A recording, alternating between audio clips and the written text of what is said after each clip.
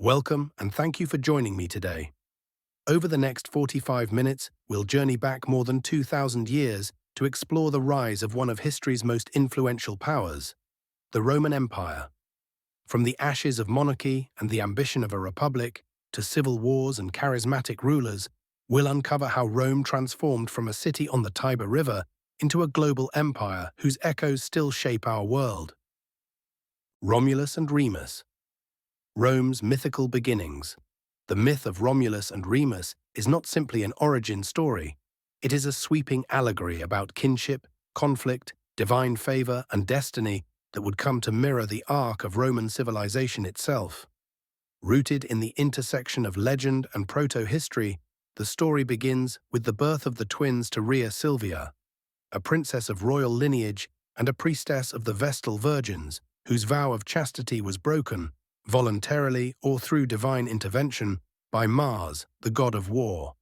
The pregnancy, a threat to her uncle Amulius, who had usurped Alba Longa's throne, was met with attempted infanticide.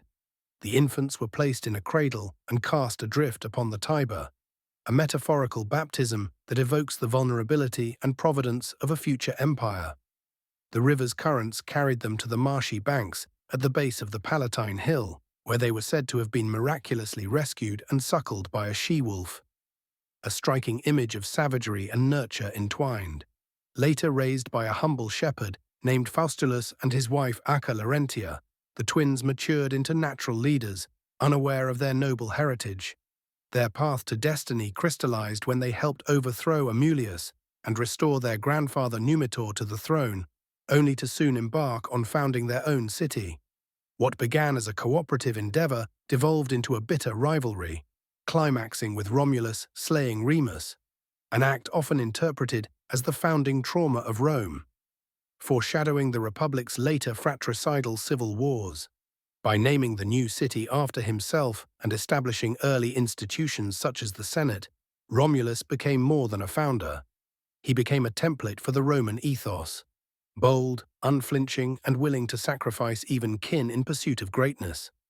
Though largely mythological, this tale reverberated through Roman political and cultural life, providing a sense of divine origin and a complex precedent for ambition, loyalty, and statecraft. The Seven Kings of Rome and the last, Lucius Tarquinius Superbus. Rome's regal era, spanning roughly 2.5 centuries from its mythical founding in 753 BCE to the founding of the Republic in 509 BCE, was a formative epoch dominated by the rule of 7 kings, each contributing distinctly to the fabric of early Roman society, both real and imagined. The kingship began with Romulus, who not only laid the city's foundational walls, but also established its first socio-political frameworks, including the Senate, or Council of Elders, and a system of patronage that would remain central to Roman life. His successors oscillated between warlike expansionism and civil religious development. Numa Pompilius, the second king, was a pacifist philosopher-king, reputed for importing Sabine religious rites and introducing the concept of time regulation through the Roman calendar. Tullus Hostilius, conversely, reinvigorated military aggression, most famously in the mythic duel between the Horatii and the Curiatii. Ancus Marcius blended the piety of Numa and the martial vigor of Tullus, further expanding Rome and constructing critical infrastructure like the Pons Sublitius, the city's first bridge over the Tiber. The 3 Etruscan kings that followed, Tarquinius Priscus, Servius Tullius, and Lucius Tarquinius Superbus, reflect a growing sophistication and outside influence in Roman culture, marked by urban planning, territorial annexation, and public works such as Rome's earliest sewer system, the Cloaca Maxima. Servius Tullius, credited with the census and the complex centuriate assembly, tried to codify class divisions, reinforcing the elite's grip while offering a semblance of civic order. But it was the 7th and final king, Lucius Tarquinius Superbus, who came to symbolize the dangers of unchecked autocracy. Arrogant, paranoid, and often violent, Tarquin circumvented traditional Roman consultative practices, ruled without Senate approval, and prioritized displays of dominance over consensus governance. His reign grew increasingly intolerable, but it was a singular act of brutality. his son Sextus's rape of the noblewoman Lucretia and her subsequent suicide, that galvanized Rome's aristocratic class into revolutionary action. Thus, the end of Tarquin's rule marked not only the fall of a king, but the symbolic death of tyranny in Roman political imagination, clearing the path for an audacious experiment in republican self-rule. The rebellion that overthrew the monarchy in 509 BCE and the establishment of the Roman Republic. The watershed event of 509 BCE stands as both a dramatic rupture in Rome's political history and the conscious birth of its ideological foundation. The Republic, or res publica, the public thing. In the aftermath of Lucretia's tragic and public demise, a personal violation transformed into a national reckoning, Rome's noble families seized the moment to channel grief into purpose and revolt into institution. At the forefront of this revolutionary movement was Lucius Junius Brutus, a man who had long played the fool to escape the wrath of Tarquin's regime, but who now emerged as a figure of stoic resolve and democratic foresight. With allies such as Lucius Tarquinius Collatinus, Lucretia's husband, and Valerius Publicola, Brutus rallied the Roman populace around the principles of justice and anti-monarchical governance. The expulsion of the Tarquins was swift and decisive, but what followed was even more radical: the institutional reimagining of Roman power. Instead of a singular king, Rome would now elect 2 consuls annually, with each holding veto power over the other, a structural safeguard against despotism. The Senate, though composed of elites, assumed greater centrality in policy and foreign affairs, while early popular assemblies began to take shape, albeit with limited authority. This new republic was anything but egalitarian. Plebeians remained politically marginalized, and aristocratic patricians dominated, but its founding established a legal and civic architecture that prized accountability, collective decision-making, and fierce resistance to tyranny. Over time, additional magistracies were created to handle specific administrative tasks, and Rome began to codify its laws, most famously with the 12 Tables in the mid-5th century BCE. Moreover, the Republic was not simply a new mode of government. It became a way of life, a shared cultural identity that glorified libertas, liberty, virtues, virtue, and mos maiorum, ancestral custom. In overthrowing the kings, Romans did more than change their rulers. They enshrined an ideal that the state should belong to its citizens and be governed by rule of law rather than the whims of a monarch. That ideal, born from crisis and conviction, would come to animate Roman political life for the next 5 centuries and deeply influence the later constitutional experiments of modern republics. How Rome built a unique form of governance, the structure of the Republic, consuls, senate, and assemblies. In the wake of expelling their kings, the Romans embarked on one of the most influential political experiments in ancient history: the creation of the Roman Republic. This system would balance competing interests through institutional complexity, legal formalism, and a near-sacred abhorrence of tyranny.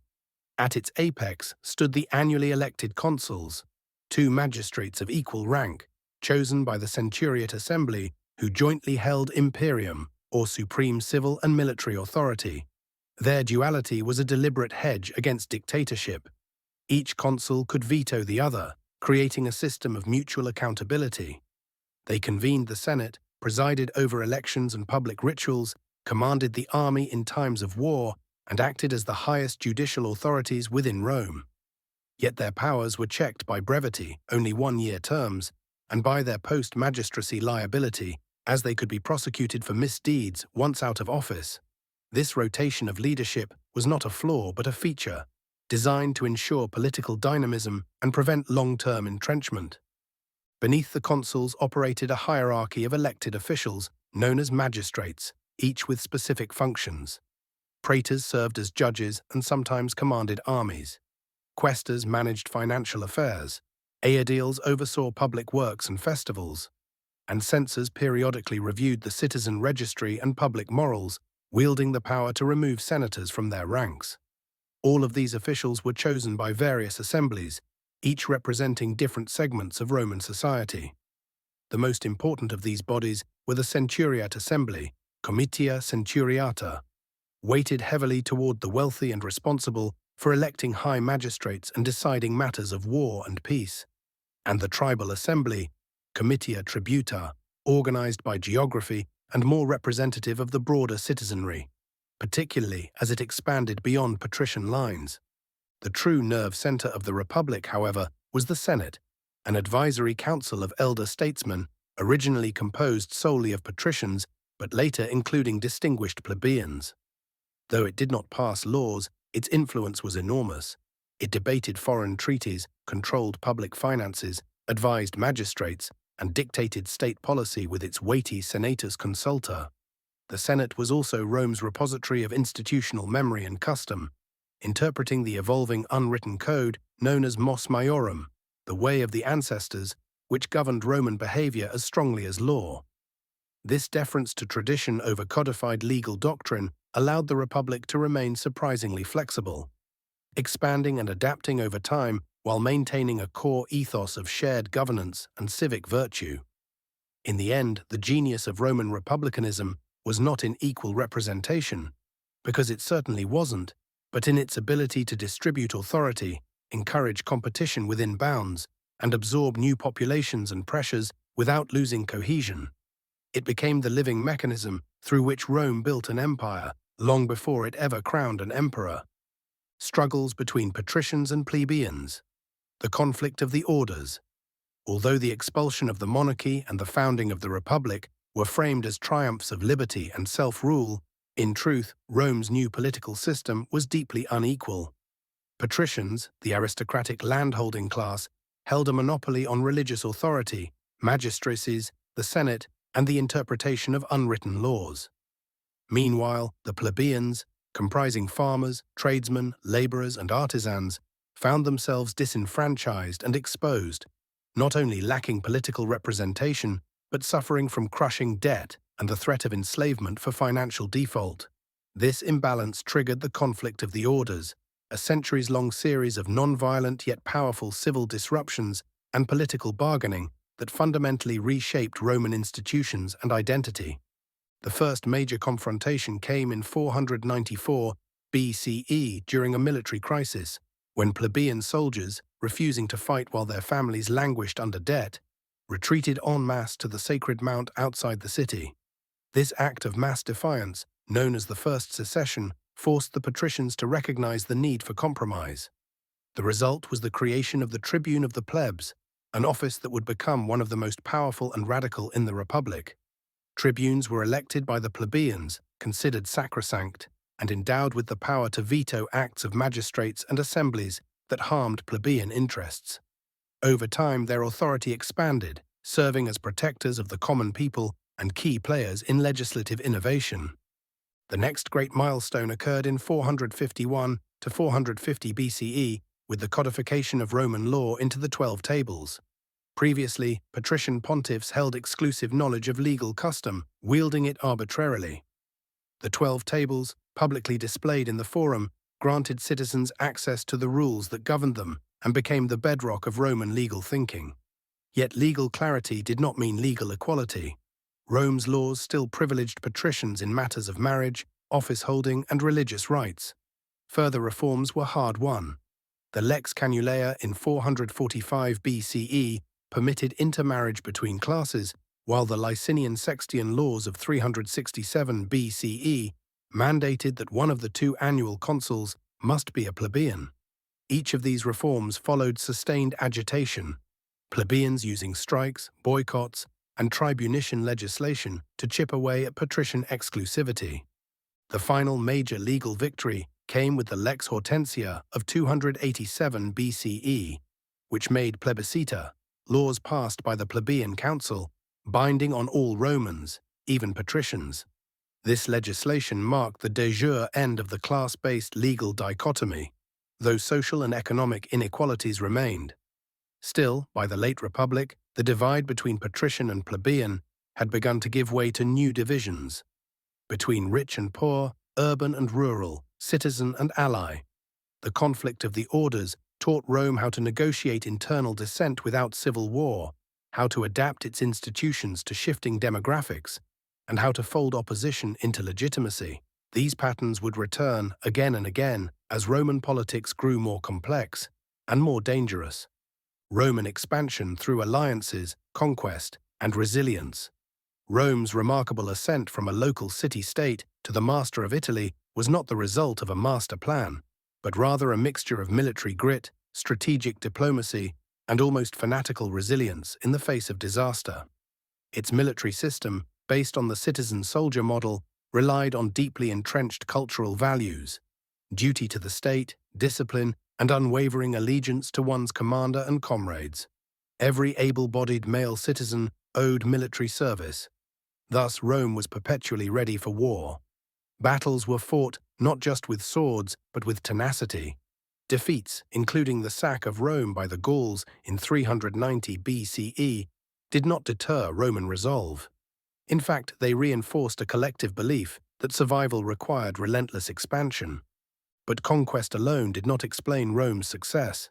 Equally critical was its innovation in managing conquered peoples. After subjugating a rival city or tribe, Rome rarely resorted to extermination. Instead, it used a system of graded incorporation. Some were granted civitas sine suffragio, citizenship without the vote. Others remained autonomous allies, socii, bound by treaty to provide soldiers and refrain from separate diplomacy. A select few were offered full citizenship, particularly those who proved loyal in times of crisis. This modular structure kept rebellion low and manpower high. By the outbreak of the Second Punic War, roughly two-thirds of Rome's armies were made up of allied Italian contingents. Additionally, Rome scattered colonies, settlements of Roman citizens and Latin allies, across strategic points, forming a web of logistical support and cultural transmission. These colonies acted as seeds of Romanization, blending urban planning, Latin language, and Roman laws with local customs. Cementing all of this was an unparalleled infrastructure system. The construction of roads, most famously the Via Appia, allowed for rapid deployment of troops, efficient communication, and easier integration of remote regions. Rome's roadways, often paved with volcanic stone, stretched across the peninsula and beyond, becoming lifelines of commerce, military coordination, and governance. Meanwhile, Latin became the lingua franca of Italy, supported by the spread of Roman law, coinage, and civic architecture. By 264 BCE, on the eve of its first great overseas conflict, Rome controlled nearly all of mainland Italy, not through imperial edict, but through a cumulative process of partnership, intermarriage, and armed diplomacy. What made this expansion durable was its elasticity. Rome could devastate a foe or absorb it, enslave or enfranchise, conquer by sword or treaty, whatever suited the moment.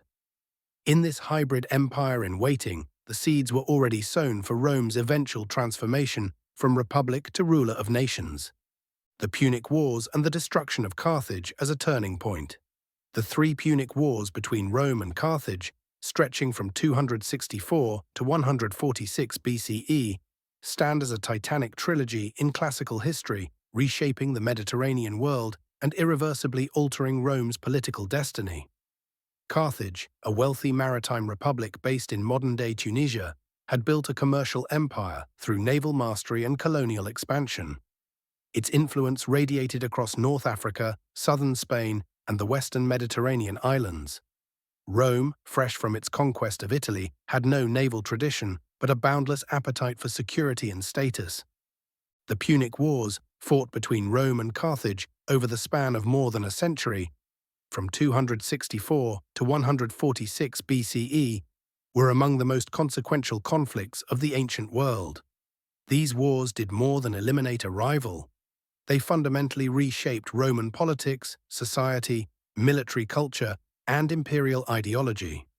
Carthage, originally a Phoenician colony founded in the 9th century BCE, had grown into a rich and powerful maritime republic that dominated trade across the western Mediterranean.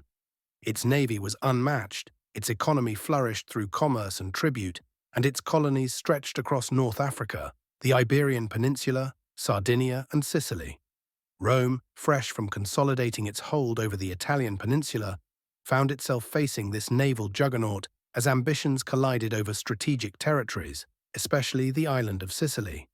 The First Punic War, 264 to 241 BCE, was Rome's first major overseas campaign and its introduction to naval warfare, in which it built a fleet from scratch. Using innovation, like the Corvus, a boarding bridge that turned naval engagements into infantry battles, it eventually overcame Carthage's maritime superiority. The protracted conflict, which lasted over 2 decades, ended with Rome's seizure of Sicily, its first province, and the imposition of a harsh indemnity on Carthage, weakening its economic position. Carthage struggled to pay its mercenaries, leading to a revolt known as the Truceless War, which Rome exploited to seize Sardinia and Corsica, further humbling its rival.